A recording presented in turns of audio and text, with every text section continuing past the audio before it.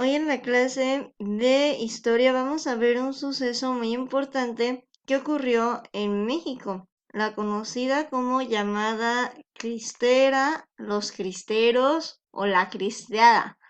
¿Cómo a qué te suena eso?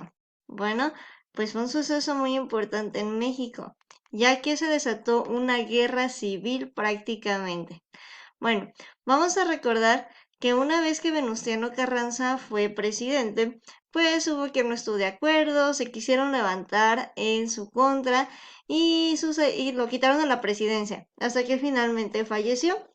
Posteriormente, el presidente que lo siguió logró establecer un acuerdo de paz para que dejaran las armas. Pero, oh sorpresa, que llega a la presidencia un señor llamado Plutarco Elías Calles que realiza una acción que molesta mucho a los pobladores. Y esta acción desata esta pequeña guerra civil que vivimos en nuestro país, la guerra cristera. ¿Cómo a qué te sonará eso? ¿Ya tienes más o menos una idea? ¿Has escuchado un poco acerca de este movimiento? Bueno, pues vamos a recordar que nos encontramos con un México postrevolucionario. Quiere decir que este movimiento se dio después de la revolución. Y es que después de la revolución, chicos, hubo un poco de tensión entre sectores conservadores y sectores liberales. Recuerda que los conservadores eran aquellos que querían que todo fuera como en una monarquía. Y en una monarquía, la iglesia, en este caso la iglesia católica, tenía mucho poder por sobre la sociedad. Ellos decidían mucho, incluso más que el rey. Si tú sabes o has visto algunas películas o aún en la actualidad, cuando van a coronar a una persona de la realeza, lo corona el obispo o lo corona un líder espiritual, un líder religioso. Entonces los conservadores querían que los sacerdotes mantuvieran de alguna manera su régimen, es decir, que de alguna manera siguieran siendo poderosos. Pero los liberales querían algo totalmente diferente. Y tú sabes que en México les gustan mucho las guerras, y en lugar de sentarse a dialogar, pues se fueron de un extremo a otro. Esta guerra se vivió entre 1926 y 1929, durando 3 años, y se le llamó Cristera porque fue entre el Estado y la religión católica. Y recordamos que Cristo es el ícono o es el líder principal de esta religión. ¿Qué sucedió en esta religión? Pues el gobierno y los militares laicos, es decir, aquellos que no profesan, no son sacerdotes, ni tienen ningún hábito, ni profesan alguna religión estrictamente, se enfrentaron contra fracciones religiosas católicas que rechazaban, perdón, las recientes medidas liberales de este presidente Plutarco Elías Calles. Pero ¿qué fue lo que hizo este presidente que hizo enojar a tantas personas? Porque este fue un movimiento muy importante. Aunque tú no lo creas, hubo una guerra que duró 3 años y que dejó demasiados muertos. Bueno, pues vámonos al antecedente de la promulgación de la Constitución de 1917, en la que se negaba la personalidad jurídica a las iglesias. Es decir, que las iglesias tenían que estar totalmente separadas del Estado mexicano. Recordemos el artículo 3 de la Constitución que dice que la educación debe de ser laica. Por lo tanto, las iglesias de cualquier religión no pueden tomar las riendas de la educación pública. Además, en este artículo se prohibía la participación del clero, el clero son los sacerdotes, en la política, así como el culto público fuera de los templos y se privaba el derecho de bienes raíces a la iglesia. Y aquí es donde entra el conflicto. Y es que nadie rechaza que el gobierno, el Estado y la Iglesia sean totalmente distintas. Nadie rechaza que la idea de la educación laica sea buena o sea mala. Pero aquí es donde entra el ya no respetar a los demás. ¿Recuerdas que el día de ayer veíamos el valor del respeto? ¿Y dónde entra el respeto?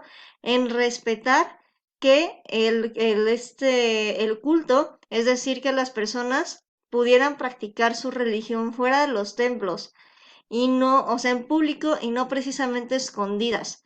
Y esto es precisamente lo que trataba el Estado de evitar. Por lo tanto, las personas se sintieron atacadas. porque ellas querían ser libres de creer en lo que ellas quisieran y de tener la religión que ellas quisieran.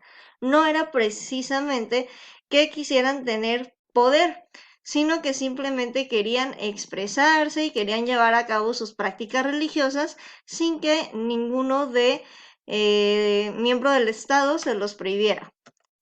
La principal causa de esta guerra cristera fue la modificación a este artículo en el Código Penal de 1926, realizada por este presidente Plutarco Elías Calles, y como es su apellido Calles, se le llamó a esta ley la Ley Calles, y con ella se buscaba limitar más todavía la participación de la Iglesia en la vida pública, incrementando el poder del Estado sobre la constitución de la Iglesia mexicana.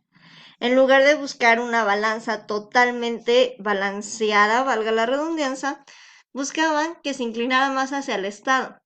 Anteriormente, la balanza estaba muy inclinada hacia la Iglesia, y en lugar de establecer un punto medio, quisieron inclinarla hacia el otro lado, evitando que se practicaran ritos religiosos en público. Por ejemplo, ¿alguna vez tú has ido a alguna boda? Entonces, en una boda generalmente tienen una ceremonia religiosa y una ceremonia civil. Son totalmente separadas.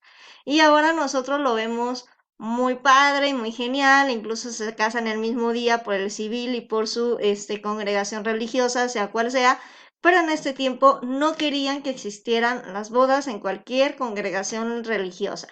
En este caso la católica porque era la religión así como universal que tenía México. Es por eso que se hace mucho hincapié en esta religión.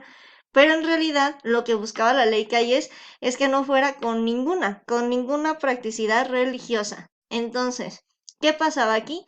Se faltaba el respeto al derecho de culto y al derecho de expresar ese culto de los demás.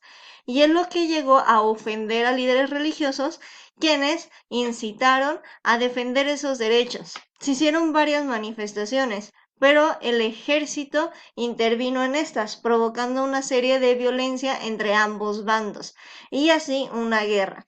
De hecho, de la guerra cristera hay muchas canciones, hay muchas historias y muchas leyendas que surgieron a partir de este suceso. La guerra cristera se prolongó durante casi 3 años y ocasionó, ojo, 250,000 muertes. 250,000 personas perdieron la vida entre civiles y combatientes. Y también se generó una oleada de refugiados hacia Estados Unidos, que alcanzó casi la misma cifra. Es decir, que 250,000 personas murieron, mientras que aproximadamente otras 250,000 huyeron hacia Estados Unidos. Pues estos que huyeron hacia Estados Unidos generalmente fueron ciudadanos no combatientes, o sea, ciudadanos que no querían tener problemas. La guerra cristera, chicos, llegó a su fin en 1929, tras la llegada al gobierno de Emilio Portes Gil en 1928, ya que él inició una serie de negociaciones bajo la influencia de los Estados Unidos y de la Santa Sede. Algo así como que no pudieron solucionar el conflicto y llamaron a una mediación, a un mediador. ¿Te acuerdas que veíamos esto también en formación cívica y ética? Cuando no podemos solucionar un conflicto, llamamos a una persona que sirva de nuestro mediador. Entonces, en este caso fue Estados Unidos y la Santa Sede, que así se le conoce a los líderes de esta religión católica a nivel mundial. Y bueno, antes de pasar a geografía, te cuento. Esta guerra fue muy trascendente en México. ¿Por qué? Porque fue un antes y un después de la tolerancia, un antes y un después del respeto. A partir de que se llega a la pacificación entre ambos bandos y que se llega a un acuerdo entre ambos bandos, entonces se respeta el artículo 24 constitucional, la libertad de culto. Algunos de ustedes pueden practicar su religión libremente fuera del lugar donde se congreguen, si es que la tienen. Y también pueden decidir no tener religión y no pasa nada. Nadie los va a matar ni los va a fusilar por eso. Y antes no era así. Entonces es por eso, chicos, que esta guerra fue tan importante que se menciona en los libros de historia y que debemos conocer. Es un antecedente para ver la importancia de la tolerancia, la importancia del respeto, la importancia del diálogo y de saber cómo balancear muy bien nuestra balanza. Y ahora sí pasamos a nuestra asignatura de geografía. Durante las clases de geografía hemos estado viendo algunas actividades económicas como las primarias, que son aquellas que se realizan primero y las cuales se encargan de extraer la materia prima. También vimos las actividades económicas secundarias, que son aquellas que se encargan de transformar los recursos naturales para crear productos. Y las actividades de económicas terciarias, que son aquellas que se encargan de hacérnoslos llegar ya una vez que están hechos. Bueno, pues hoy vamos a ver un sector de la actividad económica terciaria, el sector de el comercio. Y se denomina comercio, chicos, a la actividad económica que consiste en la transferencia e intercambio de bienes y servicios entre personas y otras entidades, es decir, aquello que vende y compra. El comercio se divide en diferentes tipos de comercio. Vamos a ver aquí algunos. Tenemos el comercio interior, que es aquel que se realiza entre las personas que se hallan presentes en el mismo país. El comercio exterior, que es aquel que se efectúa entre personas de un país y las que viven en otro. Aquello que exportan. El comercio terrestre, marítimo, comercio aéreo y comercio fluvial, que hace referencia al modo de transporte de la mercancía, y cada uno es propio de una rama del derecho mercantil que lleva, el mismo nombre. El comercio por cuenta propia es aquel que se realiza obviamente por cuenta propia para sí mismo. El comercio por comisión, que se realiza a cuenta de otro. El comercio electrónico, que es que hace referencia a cualquier forma de transacción o intercambio electrónico de bienes, información o de servicios. Perdón. Y este comercio electrónico, chicos, son comúnmente lo que estamos viendo aquí en la actualidad con la pandemia, todo lo que es Mercado Libre, Uber Eats, el Uber, todo lo que se hace a través de las plataformas y las aplicaciones entra dentro de la categoría del comercio electrónico. Bueno, pues estos son los tipos de comercio que vamos a ver el día de hoy. En la clase vamos a verlos un poco más a fondo, así es que no te lo puedes perder.